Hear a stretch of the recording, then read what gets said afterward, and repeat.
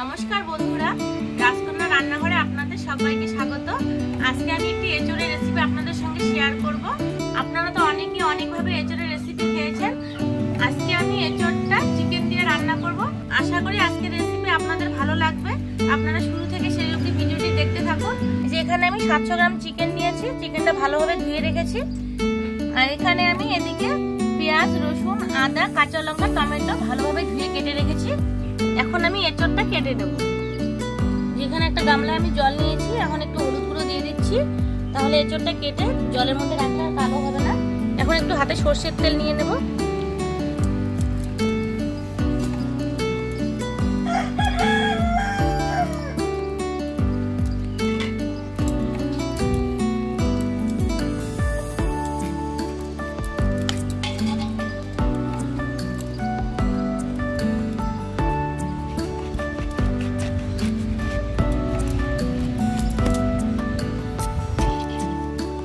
এখন এঁচোড়ের যে আঠাটা বেরিয়েছে, এটা আমি একটা কচু পাতা দিয়ে সরিয়ে নেব।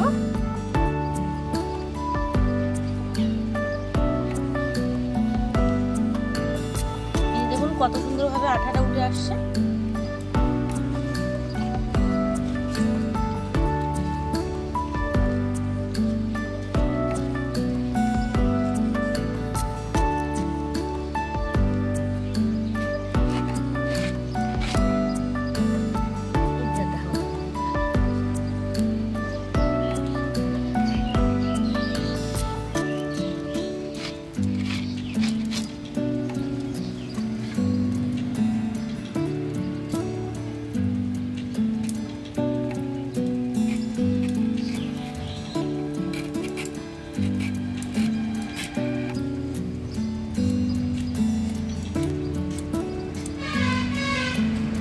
মাঝখানে শক্ত অংশটা কেটে বাদ দিয়ে দেব।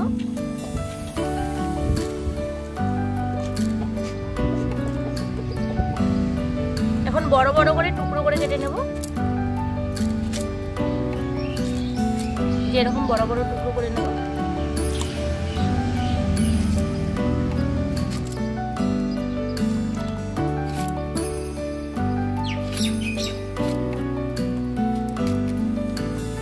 এঁচোড়টা কেটে নিয়েছি, এখন সেদ্ধ করে নেব।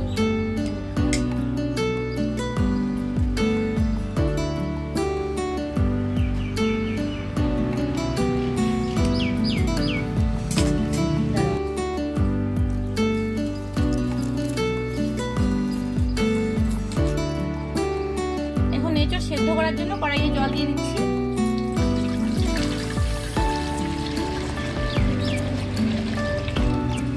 জলে দিয়ে দিচ্ছি 1 চামচ লবণ, আর দিয়ে দিচ্ছি 1/2 চামচ হলুদ গুঁড়ো,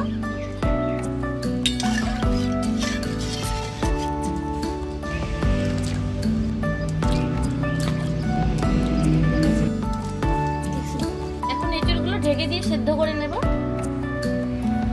এঁচোড়টা সেদ্ধ হতে থাকুক, আমি ততক্ষণে কিছু মশলা বেটে নেব।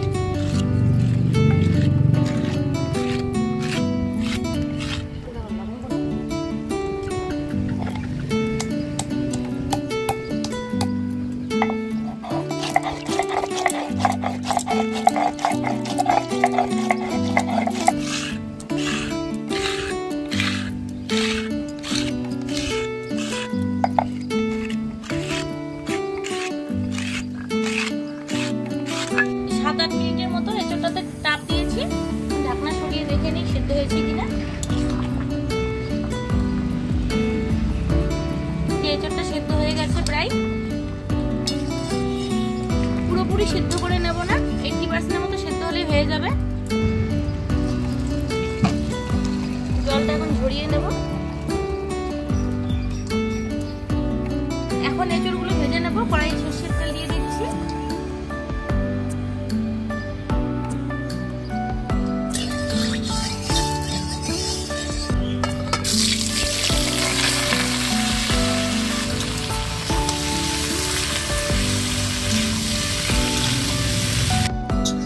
এঁচড়গুলো 3-4 মিনিটের মতো ভেজে নিয়েছি, ভাজা হয়ে গেছে। এখন নামিয়ে নেব।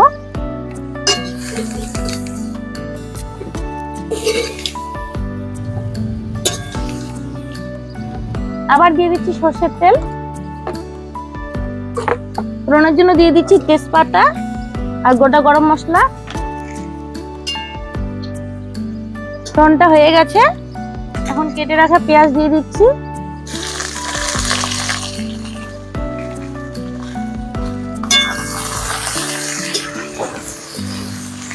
পেঁয়াজগুলোকে এখন লাল লাল করে ভেজে নেব। সেই পেঁয়াজগুলো লাল লাল করে ভেজে নিয়েছি। এখন টমেটো কুচি দিয়ে দিচ্ছি।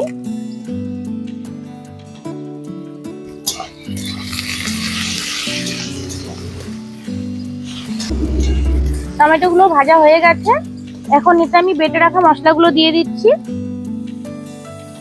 আদা রসুন বাটা, জিরে বাটা,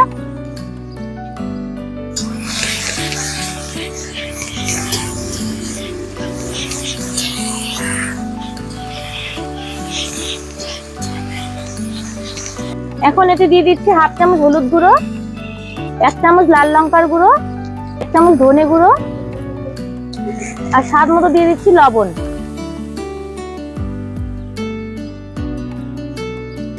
এখন এতে আমি একটু জল দিয়ে ভালোভাবে মশলাগুলো কষিয়ে নেব।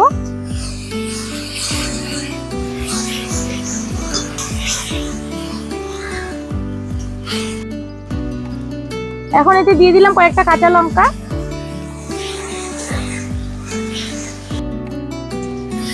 মশলাগুলো ভালোভাবে কষিয়ে নিয়েছি। এখন এতে আমি চিকেনগুলো দিয়ে দেব।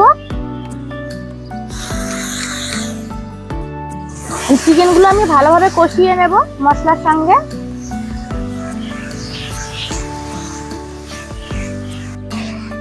মশলার সঙ্গে চিকেনগুলো ভালোভাবে মিশিয়ে নিয়েছি। এখন 5 মিনিটের মতো ঢেকে দিয়ে রান্না করব।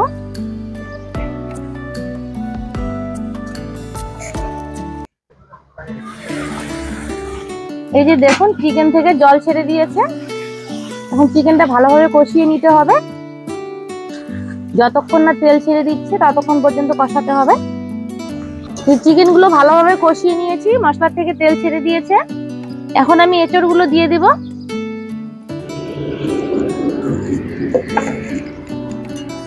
এঁচড়গুলো দেওয়ার পর আরো 4-5 মিনিটের মতো আমি কষিয়ে নেব।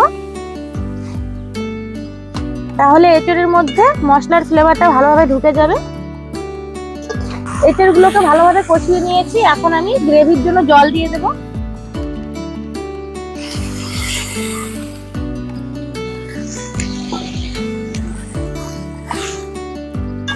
এঁচড়ের গ্রেভি খুব বেশি পাতলা হলে ভালো লাগে না, একটু ঘন করতে হয়। তাছাড়া চিকেনগুলো কষাতে কষাতে সেদ্ধ হয়ে গেছে। এঁচড়গুলো সেদ্ধ করে নিয়েছি। এই জলেই হয়ে যাবে আমার। এখন আরো 6-7 মিনিটের মতো ঢেকে দিয়ে রান্না করব। 6-7 মিনিটের মতো হয়ে গেছে, ঢাকনা সরিয়ে নেব।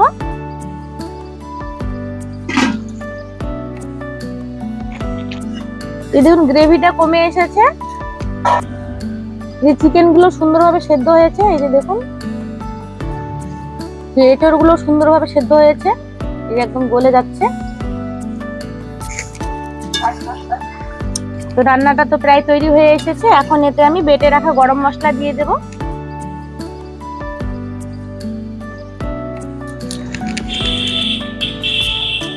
যেভাবে বাটা মশলায় যে কোনো রান্না করলে স্বাদ কিন্তু দ্বিগুণ বেড়ে যায়।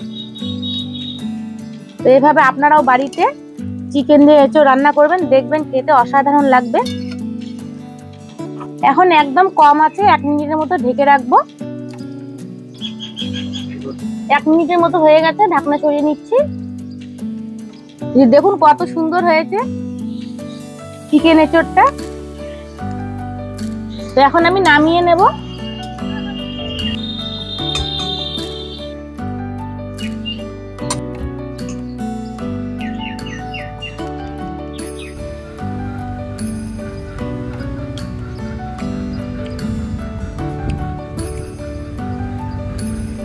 যে এভাবে চিকেন এঁচোড় রান্না করলে ভাত রুটি সবকিছুর সঙ্গে খেতে খুবই ভালো লাগে। তো আপনারা বাড়িতে অবশ্যই এভাবে বানিয়ে খাবেন আর কমেন্ট করে আমাকে জানাবেন আপনাদের কেমন লাগলো। তো আশা করি আজকের রেসিপিটি আমার ভালো লেগেছে। আপনাদের ভালো লেগে থাকলে ভিডিওটিতে লাইক করে দেবেন, শেয়ার করে দেবেন আর আমার চ্যানেলটিতে নতুন বন্ধু হয়ে থাকলে চ্যানেলটিকে সাবস্ক্রাইব করে দিয়ে আমার পাশে থাকবেন। তো ভিডিওটি এখানেই শেষ করছি। সবাই ভালো থাকবেন।